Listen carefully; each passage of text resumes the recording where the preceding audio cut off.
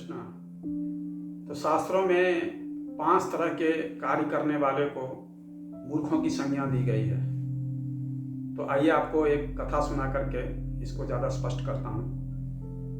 अवंतिका के राजा थे महाराज भोज या भोजराज भी कहते हैं उनको। अवंतिका अर्थात उज्जैन के राजा थे महाराज भोज।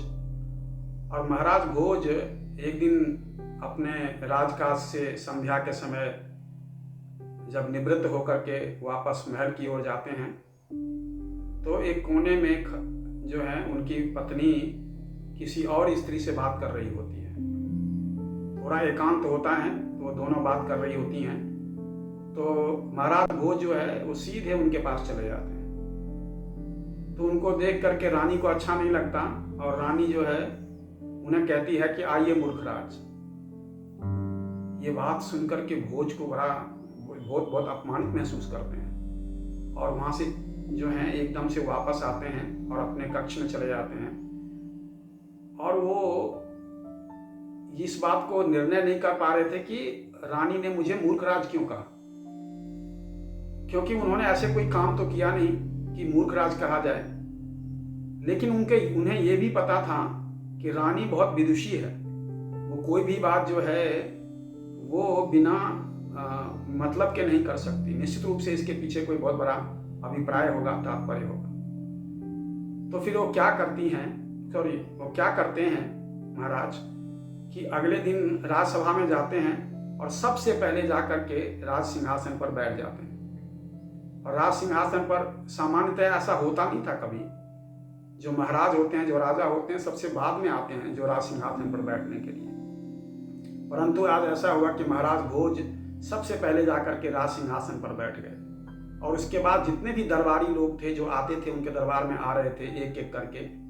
जो सैनिक ऑफिसर थे, सेनापति थे, कोई कवि था, कोई लेखक था, कोई मंत्री थे, तो जो भी आ रहे थे उनको महाराज भोज मूर्खराज कह करके संबोधित करते थे कि आइए मूर्खराज, आइए मूर्खराज, आइए मूर्खराज। तो जो भी व्यक्ति आ रहा था चुपचाप इस चीज को सुन लेता और बैठ जाता था।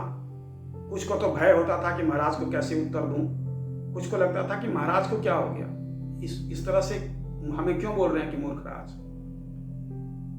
परंतु महाराज वास्तविकता में उन्हें जो मूर्खराज कहा गया था उसका उत्तर ढूंढ रहे थे और ये समझना चाह रहे थे कि मूर्ख कौन है। तो कालिदास आए जो उनके दरबार के महान कवि थे, नवरत्नों में से एक से, संस्कृत के महान नाटककार भी हैं कालिदास।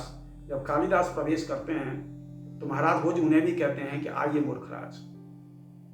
तो कालिदास को बड़ा आश्चर्य लगता है कि महाराज इस तरह से बात क्यों कर रहे हैं। तो कालिदास एक श्लोक का उच्चारण करते हैं और वो श्लोक का उच्चारण करते हैं गतम न सोचामि कृतम न मन्ये चलन न खादन हसन न जल्पे द्वाभ्याम तृतीयो न भवामि राजन कथम अस्मि मूर्खो भोजराज।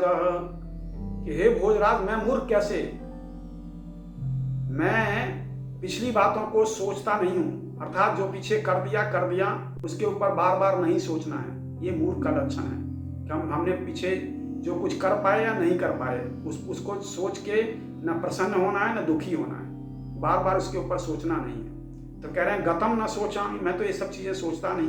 कृतम न मन्ये, मैंने अगर किसी का कोई उपकार किया है तो मैं उसको बार बार एहसास नहीं करवाता हूँ। हमने अगर किसी का उपकार किया है और उसको हम बार बार ये कहते हैं कि मैंने तुम्हारा ये उपकार कर दिया, मैंने तुम्हारा ये काम कर दिया, मैं नहीं होता तो तेरा काम नहीं होता, तो ये क्या है? मूर्ख के लक्षण है। तीसरा उन्होंने बताया कि मैं चलते हुए खाता भी नहीं हूँ। वैदिक शास्त्रों में जो है वो चलते हुए जो व्यक्ति खाता है उसको मूर्खों की संज्ञा दी गई है, क्योंकि जो खाने का भोजन करने का विधान है वो बैठ करके है। फिर उन्होंने कहा कि मैं हंसते हुए बोलता नहीं हूँ, अर्थात कोई बहुत जोर जोर से हंस रहा है, खूब हंस रहा है और साथ में बोलता भी जा रहा है तो कुछ भी स्पष्ट नहीं है।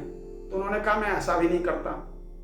फिर उन्होंने कहा कि मैं दो लोग जब आपस में बात कर रहे हों तो मैं वहां एकदम से चला नहीं जाता, अर्थात दो लोग जब बात कर रहे हों तो मैं तीसरा नहीं बनता। तो कह रहे हैं कि हे मूर्ख भोजराज, मैं मूर्ख कैसे? मैं ये 5 कार्य नहीं करता तो मैं मूर्ख कैसे हुआ? अब भोज को जो है उनके प्रश्नों का उत्तर मिल गया था, क्योंकि उनकी रानी किसी अन्य स्त्री के साथ बात कर रही थी और वो भोज जो है वहाँ अचानक चले गए थे, और इसीलिए उनकी पत्नी ने उन्हें मूर्ख कहा था। और ये बात कालिदास ने जब बताया कि मैं दो के बीच में तीसरा नहीं होता हूँ, तो उन्हें समझ में आ गया कि इसका मतलब क्या है कि जब दो व्यक्ति बात कर रहे हों तो हमें बीच में नहीं जाना चाहिए। चाहे कितने भी क्लोज व्यक्ति क्यों ना हो, परंतु वो आपस में कुछ बात कर रहे होते हैं तो हमें बीच में तीसरा नहीं बनना चाहिए। तो ये 5 तरह के मूर्खों की संज्ञा दी है, जो पिछली बातों को सोचते हुए और उस पर उदास होता है या प्रसन्न होता है। फिर जो हमने किसी का के लिए कुछ भलाई की है तो उसको हमें बार बार उसको कहना कि मैंने आपकी भलाई की है, ये मूर्खता का लक्षण है। तीसरा मूर्खता का लक्षण है चलते हुए खाते रहना। चौथा मूर्खता का लक्षण है जोर जोर से हंसना और साथ में बातें करना। और 5वां मूर्खता का लक्षण है कि हम दो के बीच में तीसरा बनते हैं। तो इस तरह से जो है उन्होंने बताया कि अगर कि 5 तरह के व्यक्ति जो हैं वो मूर्ख कहे गए हैं। तो जब अब भोज को एक संतुष्टि हो चुकी थी कि उन्हें उनकी पत्नी ने मूर्ख क्यों कहा, और उन्होंने फिर कालिदास को ये सारी बातें बताई, तो मैं सिर्फ ये बताना चाहता हूँ कि हम क्या इनमें से कुछ करते तो नहीं? क्या हम भी कुछ इस तरह की चीज़ें तो नहीं करते? अगर करते हैं तो सावधान हो जाइए, कहीं हम इस मूर्खों की श्रेणी में ना आ जाए। हरे कृष्णा।